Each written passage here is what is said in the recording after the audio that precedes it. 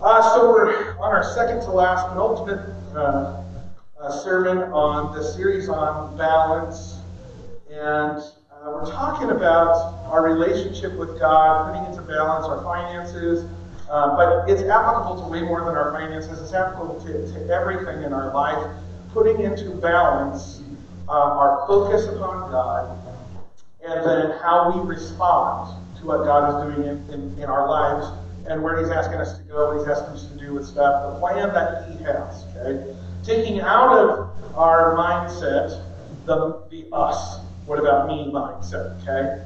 And just focusing utterly on God, and God alone, what would He have us do? So we said way back at the beginning 5 weeks ago, in order to be balanced, you got to have these three things. It says kind of a law for balance. If you don't have them, you're unbalanced and you fall over on your face.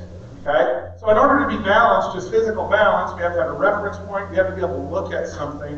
If we try to balance with our eyes closed or with the blindfold on, it's really hard to balance because we don't have a frame of reference, our eyes, to tell us if we're moving or not. Okay? You can kind of feel it, but it's really good to have our eyes open. So we have a reference point. We have constant correction when we balance. We make adjustments all along. Our body makes adjustments that we can't even fathom how many adjustments are being made with our muscles, okay, our tendons, all of those things. And we have a clear objective, okay, those three things in order to be in balance. Week one, we talked about our reference point. Our reference point for balance, we got to know where we're at so that we can get to where we want to be or where God's calling us to be. We have to know where we're at, our reference point. And I challenged you to spy on your own money, to know where your finances are, every penny, okay, to analyze it, to take a look at it, to talk about it with your spouse, if you have a spouse, to know where your money is going. Okay? We can't know how to get where we want to go if we don't know where we're at. So week two, we had our clear objective. We skipped the middle because the middle is all the meat. Okay, so week two, we said we need a clear objective. And our clear objective was that because everything that we have belongs to God, because everything that we have was made by God, because everything we have was distributed by God, and He doesn't distribute equally, it's not a fair game, okay? He distributes how He wants to distribute. And we say, God, out of all those things, our objective is to honor You with Your stuff. Okay, so we know where our stuff is now, and then we know that our objective, where we really want to be, if we're going to be in balance with our life and our relationship with God, we want to take everything that we have to honor God. And I dare you, some of you, if you said, yeah, I'm not doing it yet. Okay? I dare you to ask God, God, what would You have me do to honor You with the stuff You gave me? And that's a very powerful prayer, because when you sit back and listen to that, you may get your socks blown off, literally, okay? God may ask you to do stuff that you feel like you're not ready to do yet. God may ask you to sacrifice some stuff. He may say, I meant when I blessed you with this that you would do this with it, but you didn't, okay? So now I need you to do that with it. So you've got to sell this, you've got to get rid of that, you've got to take all the resources there, you're going to put it here, okay? We're going to honor God. That's our objective, with all the stuff He's given us, because it came from Him, it belongs to Him, it's distributed by Him. Okay? Week three, we began talking about our constant correction. We had the 3 weeks of constant correction. Week three, we talked about constant correction. We began with probably the most significant thing that's in our culture today in the United States, and that's consumer debt. Okay? We said that consumer debt, the way that we talked about it, is that really consumer debt is us paying someone else to be our master. We're paying to be a slave. Okay? In essence, I made this really bold statement, and if we could grab onto just the heart behind it, maybe not the bluntness of it, but here it is. In essence, I said, what it is for all of us who have consumer debt or have had or may have in the future, we were blessed by God with the stuff that He chose to give us. Then we told God, whether it was with our mind, our words, or subconscious, whatever, okay? In essence, we told God, what You've given us, God, isn't enough because I want some other stuff. So I'm going to pay somebody else to be my master. I'm going to be indebted to them. I'm going to be a slave to them. And I'm going to get the stuff that I want. Okay? And what we said about that was, When we do that, we're buying or consuming our way into slavery. We're not being placed in slavery by force. We are being placed in slavery by our own free will. We choose to become indebted to somebody. We buy or consume our way into slavery. And we remind ourselves that Jesus says you can't serve two masters.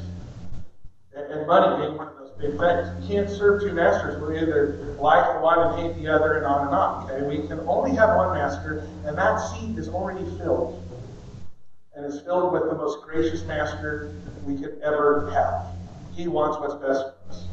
So we say in our constant correction, as we have our objective to honor God, we have to increase our margin for generosity, meaning we have to get out of our debts that we have, get free of the slavery of that, and we have to increase our margin for giving. God gave us extra. That's the following week, week 4. What do we do with the extra? And most of you said, maybe in your head last week, extra, what are you talking about? I haven't got any extra. And I began to give you a list of my extra, and you laughed at my extra.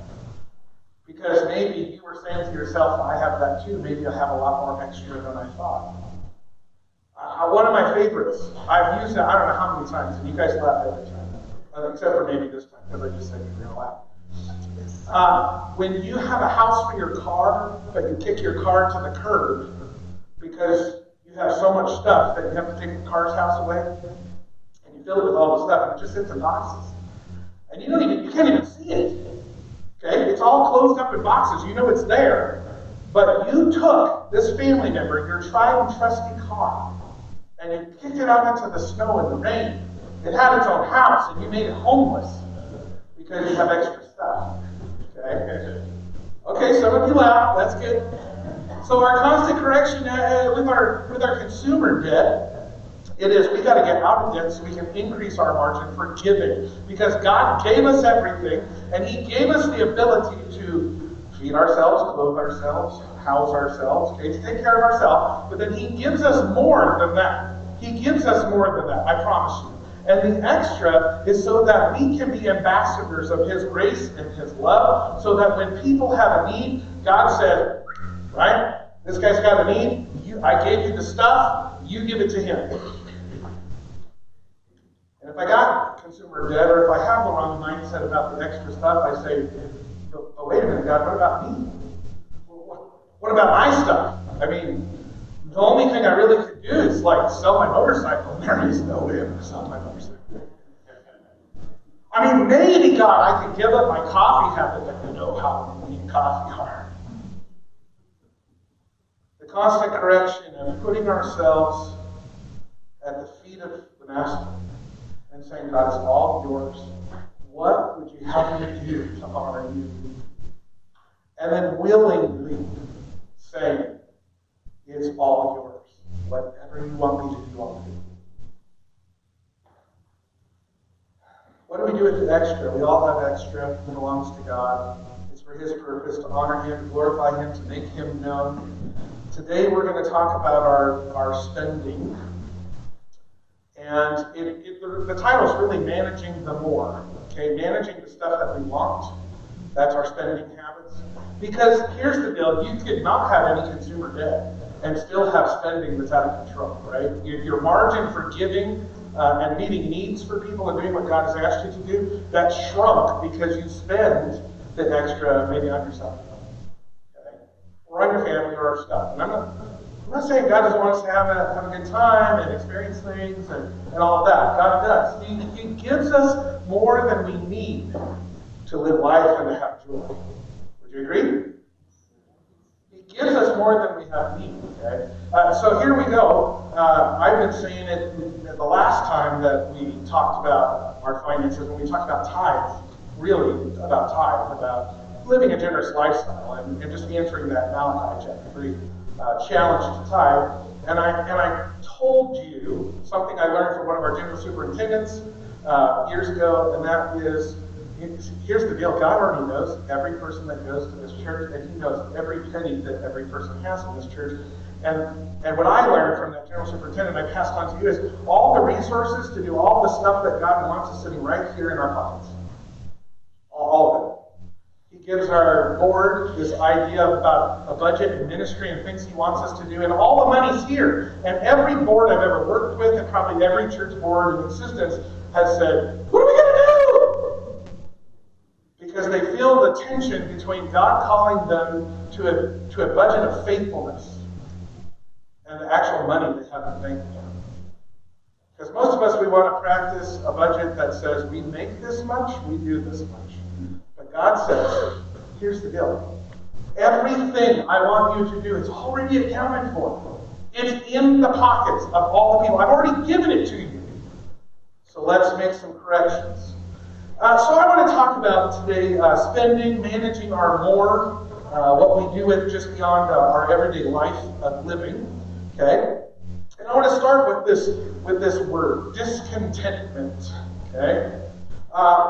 If you've seen maybe a couple posts I've done, and I've talked to some of you, my word for this year is contentment, and I'm kind of focusing on being content with what God's blessed me with, being content with where I'm at, not looking, for the more, but just being present with God. Okay, that's my focus for the whole year. Ironically, God said that was going to be it, and He said, let's talk about being in balance. Okay. So discontentment. This is the definition from Webster's. It says unhappiness caused by the failure of one's hopes, desires, or expectations. So when our hopes or our desires or our expectations don't come true, we become discontent. Okay? Everybody agree? Yes. You're in for a ride. Good. For this balance series, we would say, we could define this further by saying, discontentment comes when we're dissatisfied with our current financial circumstances. That can be both good or bad. Okay? It can be, I make not enough for what I want to do, so I'm discontent. Okay? I want more. Okay? It can be, I make more than what I need, and I haven't been doing what God has been asking me to do, and I'm discontent with my own ideas about how I live in balance. Okay? And I want to change that. One's a negative, maybe one's a positive. Okay? But as we talk about discontentment today and our spending and all that, I want us to think about one word that goes in with it. It's discontent and awareness. The term I want us to associate with discontentment in our life is awareness. Discontentment and awareness go hand in hand. Awareness fuels discontent, and therefore our spending. Okay? So let me say this. Unlike past generations, some of you, I know you've been around a long time, and you'd say, man, so many things have changed in our society, in our culture, in our families since the time when I was growing up and what my parents taught me. Unlike our past generations, we are bombarded with reminders of what we don't have. Every single day, we are bombarded with reminders of what we don't have. I told you a couple weeks ago, man, I could be riding on my motorcycle down the road on a beautiful sunny day. Perfect weather. No one's cutting me off. It's just like birds singing. There's a rainbow. It's amazing. Until that Indian motorcycle that I don't have, that I really want, but it's way too expensive for me to get, and it's not practical.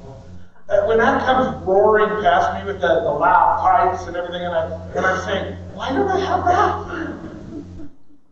I mean, I've looked at the website. I've built my own, just the way I would want to, with the colors and the add-ons and everything. And I've said, that's never going to happen because I don't have $33,000 to put onto a motorcycle. Okay, and I don't just sit there and say, I've been blessed with a motorcycle. I look at what I don't have. Now, awareness. I am aware of what I don't have because across the street from my housing development, 2 blocks away, every time I leave my house, I stare at the Indian motorcycle dealership. It is not a good place for me to go, okay? I am aware of the things that I don't have, and I find myself being discontent. I am blessed. I am so blessed to be able to have the motorcycle that I have. But the awareness of what I don't have brings discontent into my life. It brings some darkness into our life. In the past, people, maybe you were one of these people, maybe you still are one of these people. In the past, people, if something broke, or something wore out, or something got lost, you replaced it. Now we don't replace it. I mean, a lot of us, we think we're replacing it, but really what we're doing is we're upgrading. Okay? Because what we had, there's something over there, and it does the same thing, but it does 5 other things as well. And I don't have that. I'm aware that the coffee machine that I have makes drip coffee. And if I had that $10,000 espresso machine, oh. Do it again.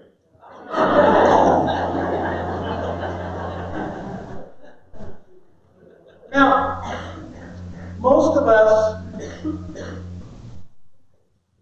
in ages past, we would wait until something didn't function anymore. We would just replace it with the same thing. Now, we upgrade. And here's the deal. Sometimes we upgrade even though the thing hasn't broken or wore out or got lost. We just give the old one to the church.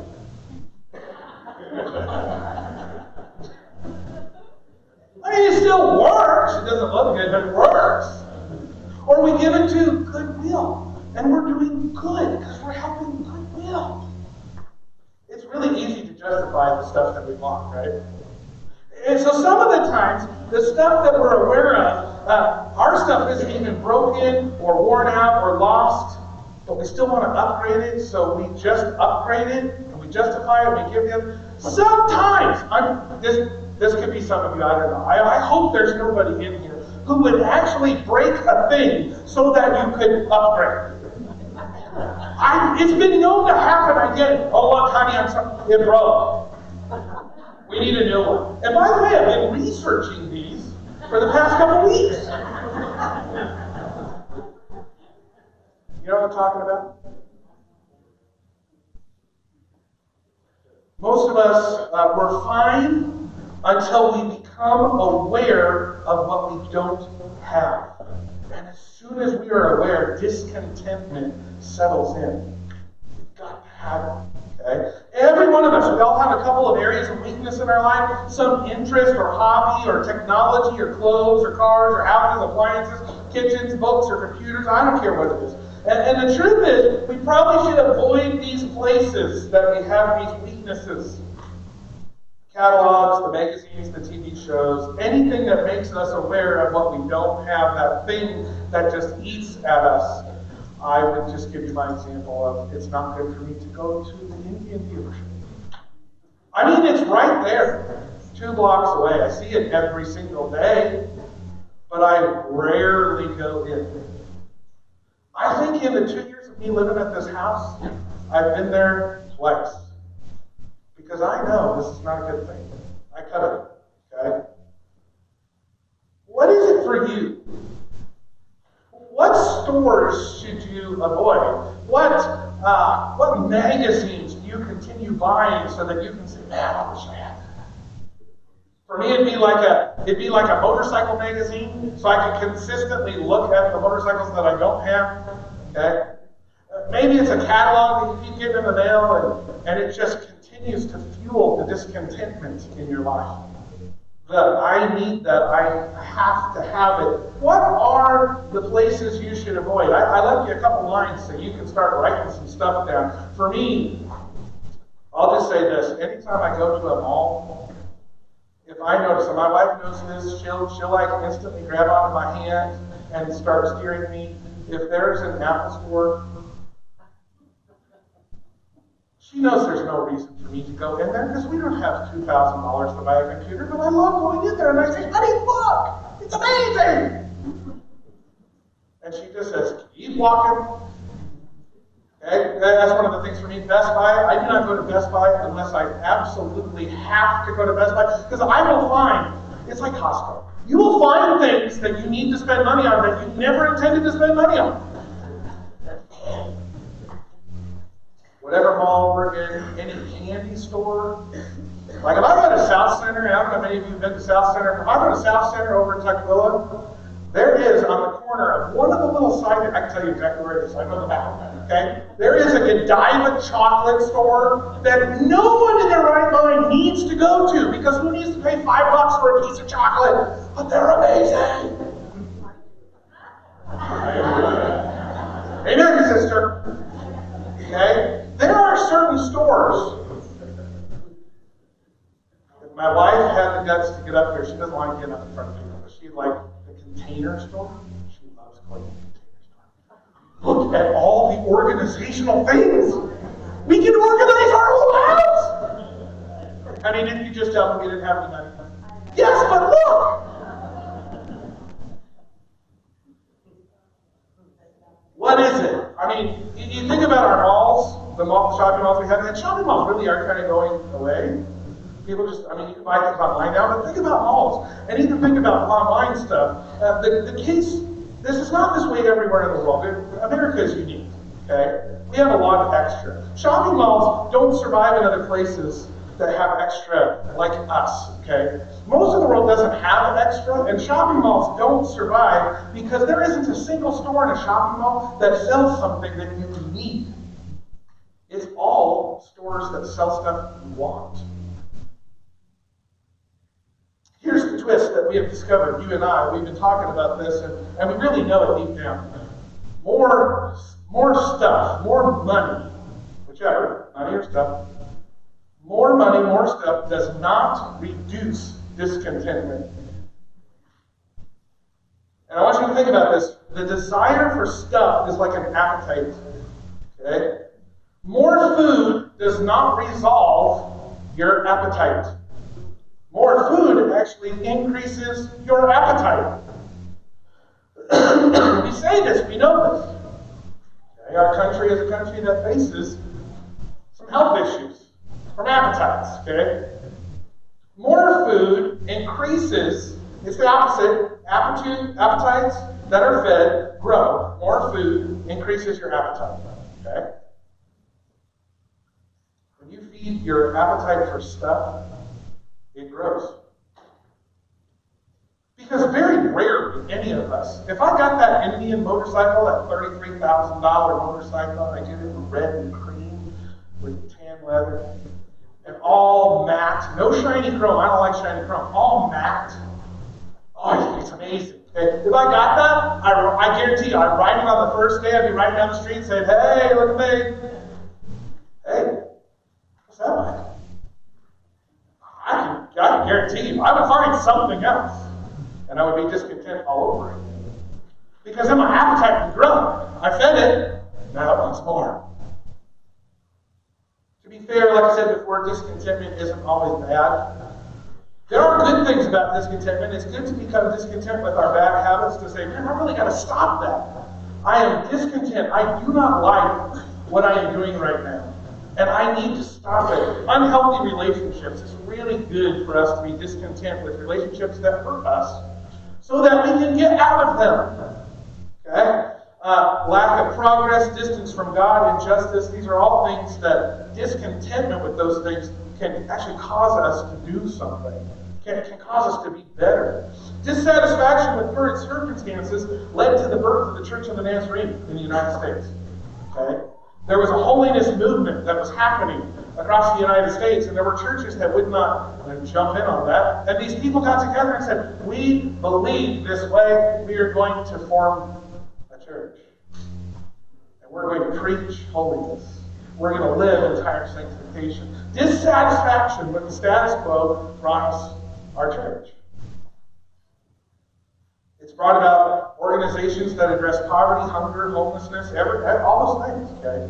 Dissatisfaction and discontentment about what's been going on. So if discontentment can be positive and helpful, what if we could become discontent with our pursuit, our incessant pursuit of more stuff, our spending that has gone out of control, and our self-centered financial orientation? What if we could be discontent with what we've done, with the stuff God's blessed us with? What if that discontentment drove us to be free of that slavery? do what God is asking us to do, to be free, to be good, to be holy people, answering the call whenever God says, because we don't have well, God, in about 5 months I could, because then I'll have that building, or 5 years. What if? So with that in mind, if you haven't already turned to 1 Timothy chapter 6, that's where we're reading out of today. You can turn to that on your devices or your Bibles. 1 Timothy chapter 6, starting at verse 6. And the context of this letter that Paul is writing is just this, before we get into those verses. Paul's writing this letter to Timothy. Timothy's a young guy that Paul is mentoring. It's really kind of like a son to Paul. And he is training him up to be a leader within the church. And he is warning Timothy about people who stir up trouble in the church. Okay? And the things that they're doing. Okay? And here we're going to go. Starting right at verse 6. 1 Timothy chapter 6, verse 6, it says this. We're going to just go verse by verse. But godliness with contentment is great gain. Praise God. Godliness with contentment is great gain. Real gain is not related to stuff. We always want to think that we gain something when we have something tangible. Okay? Or one of those hopes, desires, expectations has come true. Then we've gained something. But real gain is not related to things or stuff or more, the pursuit of more. Godly contentment is found in a clear conscience towards God that says, God, everything is yours, everything belongs to you, everything's made by you, you have given it with purpose, and I have the ability to answer what you're asking me to do. Contentment, to be part of a plan with God, and to be able to answer what God has been asking. That satisfaction that we have when we join in partnership with God. Instead of saying, God, man, I wish I could. But what we have is God's stuff that He chose to put in our possession for a reason, with a purpose. That is great gain. The fact that we were born onto this earth and God blessed us for being humans and being in need of it.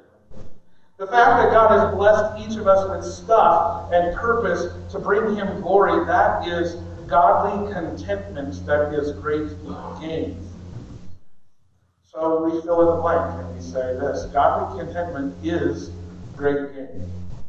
I want you to say that out loud. We just read it off the screen. Godly contentment is great gain.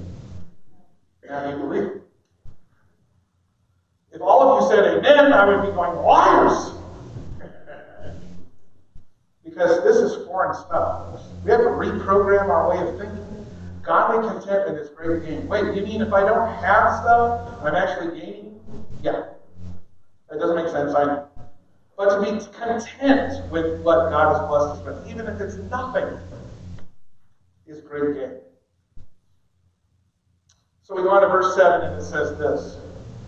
For we brought nothing into the world, and we can take nothing out of it. We talked about this over the past couple of years. You put all that money into retirement for later on, or insurance, life insurance, all this stuff. And I'm not putting anybody down if you've got all those things. This is something that we got to kind of unravel with God. Okay, we put all that stuff away for a day that may never come. Who gets to do with the stuff when you die and you didn't reach the day that stuff was designed for? You hope somebody who does something the way that you wanted them to do it, right? Sometimes that's why we have wills. We have an explanation that says, should I die? Here's all the stuff. Here's what I want done with it. Okay? But even then, we either praise God for the things He's blessed us with and honor Him in the moment. If He says to you, I want you to save up, great, you save up, you do what God says. But if we're taking God out of the equation and saving up for something that we have no idea whether it will actually happen or not, and God is over on the sideline because we put Him there, and He's saying, hey, I need you to do this. Sorry. I got a plan. Okay? And all the while, He won't stop. Hey, I got something for you to do over here. You need to increase your margin of giving. I blessed you with it. I need you to do this. So gain can't be stuff.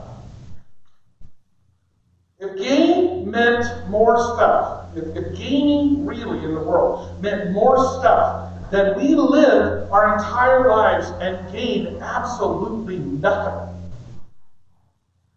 The verse says, for we brought nothing into the world and we can take nothing out of the world. Because if life equals the accumulation of stuff, when we die, we lose everything.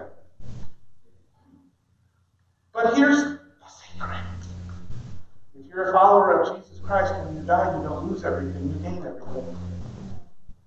Because the losing means nothing. The stuff means nothing. When we die here as followers of Christ, we gain everything. Paul tells us in Philippians chapter 1, verse 21, to live is Christ. Okay? To live is Christ. To be here in the present is to follow after Jesus Christ, to do everything he says, to take up my cross, to follow him daily, to go where he goes, to say what he says, to do what he does. To live is Christ, and to die is to gain. We gain eternity with God. And no Ferrari or Harley or Indian motorcycle or house or achievement here on earth even comes close to that, and none of it comes with us. It just gets bought up by our family members or donated to places that we don't want to support. So we have to reprogram the way we think. We have to step outside the norm of this, what the world wants us to believe, how the world wants us to define. We have to move away from that and listen to God's word. We brought nothing into this world. We can take nothing out of it. God is gain. Gain does not equal stuff. Say it out loud with me. Gain does not equal stuff. Now the task is to go out this week and live that. Verse 8, that if we have food and clothing, we'll be content with that. Are you content with the food and the clothing that you have right now? I mean, this sounds kind of unrealistic in our day and age. If we just simply have food and clothing, we'll be content with that. Ain't none of us content with the clothing unless it's the clothing that we want. And none of us is content with the food unless it's the food that we want. Most of us are saying, yeah, it takes a little more than food and clothing, God. But really, when we're most content in our life, when is that? When was it that we were most content in our life? Most young married couples, they give this lovey-dovey answer. When we were first married, and all we had was our love for each other, we were most content. But there's truth to it, isn't it? If we spent much time thinking, we'd probably say we were most content when we were younger, when we were kids living at home, because we didn't have to worry about bills. We didn't have to worry about car payments and all those things. Okay? We didn't have to worry about insurance. We didn't have to worry about jobs. We didn't have to worry about anything. We just lived life, and we were kind of content because everything was just kind of handed to us. What we needed was there, and sometimes what we wanted was there. Okay? It's kind of weird that God is like our dad, and he really does want to help, and he has given us this book with all these things that are so helpful. Could we get back to contentment? If we just have food and clothing, we'd be content with that. And I got to say that this is our feeling. More stuff equals less contentment. Can you say that with me? More stuff equals less contentment. And the reason why I didn't just say discontentment is because when we accumulate stuff, our appetite is satiated there for a little bit, right? It's good. We like it. But we find that the more stuff we accumulate, the less contentment it brings, because we're feeding the wrong appetites. More stuff equals less contentment. Going on to verse 9, it says this: those who want to get rich fall into temptation and a trap, into many foolish and harmful desires that plunge people into ruin and destruction. People whose objective it is to gain, okay, to get stuff, to get money. fall into a trap of temptation every time. Have you ever known of someone who fell into one of these traps? Maybe a get more stuff for doing nothing or less scheme. The temptation to get more and more, and a willingness to do whatever it takes to get it. I want you to think back to the early days of email. And think of that rich young ruler in some African country who desperately needs your help and is willing to bless you with part of his vast sum of riches if only you would give him your bank account number so he could get the funds to you. Do you understand how many people fell for that? Because of a pursuit of more. Most of us would look at that and go, common sense, come on, people. How did that rich young ruler in whatever African country that you've never even heard of get your name? Much less your email address. Discontentment is dangerous. It's dangerous for everybody, but really dangerous for us as followers of Christ. Discontentment is dangerous. Can you say that out loud with me? Discontentment is dangerous. Here's why. Verse 10. For the love of money is a root of all kinds of evil. Some people eager for money have wandered from the faith and pierced themselves with many griefs. These are powerful words that Paul is saying. He's witnessed it. You guys have witnessed it. You've seen people wander away from their faith and pierce themselves with grief and consequences purposefully.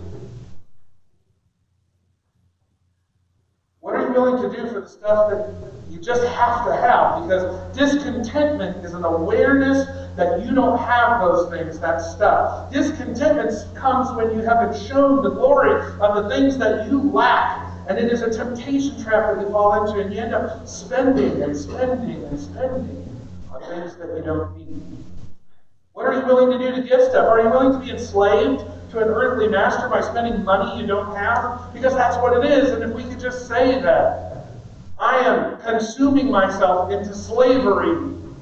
I'm paying someone else to be my master. Are you willing to risk relationships with friends and family when you lie to people you love, telling them you need help and desperate for help, when in reality you just want to get the stuff that you want? And you're praying that they never find out the truth. Say it with me again. Discontentment is dangerous. This leads us down paths that are not good for us. Traps, temptations, outright destruction of our very life and relationships. And then it says this, verse 11, but you, man, and I would add, and woman, but you, man of God, flee from all this and pure righteousness, godliness, faith, love, endurance, and gentleness. Flee. Flee what? Flee from focusing your life around the pursuit of more. Flee from being in love with more. Paul's idea here is to flee one thing, the discontentment of chasing after more, and then you redirect your pursuit to God and others. You let your life be characterized by a pursuit of things. Righteousness, godliness, faith, love, endurance, and gentleness. This is the contentment with godliness idea back in verse 6 when we very first started. Godliness with contentment is great gain. So we say, flee. Flee. Flee discontentment and redirect your pursuit. And that's why, there it is. I will flee discontentment and redirect my pursuit. Did you make that statement with me? I will flee discontentment and redirect my pursuit. Contentment is found by redirecting our pursuit. We give up the pursuit of more stuff and run after God and His will. Love God, love others. Jesus summed it up all the law. If you do this, you are full. Love God with all your heart, soul, mind, and strength. Love your neighbor as yourself. Even if you spend it. even in the managing of more. So here's the new pursuit. I don't want to say that I'm skipping verses. We're going to jump down to verse 18. All the verses are good in between. You should read them later this week. But we're stopping at 18 and 19. And it says this: command them to do good. Paul's talking to Timothy. Timothy, this is my charge to you. Command them, the followers of Jesus, command them to do good, to be rich in good deeds, and to be generous and willing to share. In this way, they will lay up treasure for themselves as a firm foundation for the coming age, so that they may take hold of the life that is truly life.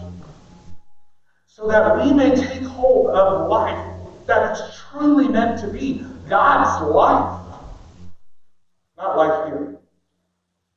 This is great gain. Godly contentment is gain that goes beyond this life. Say that with me. Godly contentment is gain beyond this life.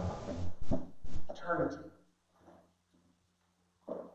This contentment is reined in when we pre-decide and we discipline ourselves to turn our attention from what we don't have, that awareness piece. We turn our attention from what we don't have to what God would have us do with the stuff He's already blessed us with. And I mean more than money. I mean every piece of furniture in your house itself, your vehicles, everything God has blessed you with. When we pre-decide to have a line item in our budget of giving, when we pre-decide and we discipline ourselves to turn our attention from feeding our own appetites of stuff to meeting the needs of others that God is showing us all around us. When we move our pursuit from acquiring that stuff for us to meeting the needs of others directed by God, that's godly contentment. That's a result of it. Your giving plan, when you decide I'm going to have a life budget, okay, I got expenses, I need to budget them out, I need to know my electric bill and my food and gas and all those things. Okay, I got that. And I got a savings line item, a savings budget. I want to save to do good things. Okay, God's going to ask us to save. And then we have a giving line item that says, I'm going to predetermine that this year I'm going to give away this percentage of stuff that God has blessed me with, and I'm going to let Him decide that, and I'm going to agree with it, and we're going to roll on this together. Your giving plan balances out your discontent. Your giving plan will balance out and eventually will take the place of your discontentment. I know I bragged on my kids earlier, but I got to just give you one illustration before we close here on my daughter. Most of you know that Michaela's going to Europe this summer. She's going to go to 7 countries in 16 or 17 days. She'll get to sing in cathedrals that are vastly older than our country. She'll get to see places that her mom and I have only dreamed of. We are so excited for her. She, with that, has a lot of expense. We have to raise about $6,800 plus this, plus that, plus this, but they tell you all along the way. We didn't tell you this at the beginning, but there's more stuff. Okay? All that's going on in her life. This is in the forefront of her life. Every penny she gets for grades, everything we tell her, you could save it for Europe, because we're going to need help. We're trying to help you. We're going to need help. You might want spending money. You might want to do stuff. She's got it on her brain this whole past year, up to this moment. Monday was a holiday for school. Monday I was at a district meeting, and we had broken for lunch, and I'm sitting there around the table with these pastors, my friends and mentors, and I get a message from Michaela, and it's just a picture on the front seat of our car of a grocery bag. So she went grocery shopping with Mom. Awesome! I knew that was happening that night, but that wasn't the story. She didn't tell me the story. My wife had to tell me the story. See, they got out of the car, and Michaela found a $20 bill on the ground. And she looked around, asked people if this was their $20 bill. No. And she went to Tanisha, and she said, there's a guy sitting over by the street. We drove by him when we came in, and I want to go give him this. My daughter, she's 15 years old. Most kids that age would mostly probably think of themselves right away, especially if they had a trip to Europe coming up. But my daughter, who's been listening, says there's someone in need, and I found this. I think God says it needs to go over there. And Tanisha paused her for a second, and she said, "Now think about this. There's nobody here that's saying this is theirs, so you can put this towards Europe. She made all the cases for all the stuff, Jeannie's got the Saturday group stuff. You want to help out with that? You can do that. Blah, blah, blah, down the list." And Michaela said, "No, I'm help that guy." We just went past it. So my daughter went into Winco and she bought some sandwiches, and she bought some buffalo water, and she bought some granola bars, and she filled this bag with $20 worth of stuff. And took it back out to me. Only to have the mindset of a child. The faith that says, I'm not going to just stick this in my own pocket. I've been blessed by finding this on the ground. God pointed it out to me. God, what can I do to honor you? And what I'm learning about you.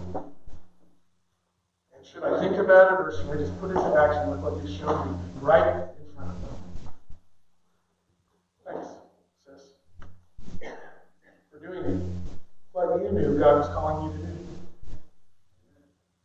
This is another constant correction for us in our balancing act life with God. We need to correct our constant pursuit of more by redirecting our pursuit to God and honoring Him by using what He already gave us to glorify Him and to meet the needs of others as He says.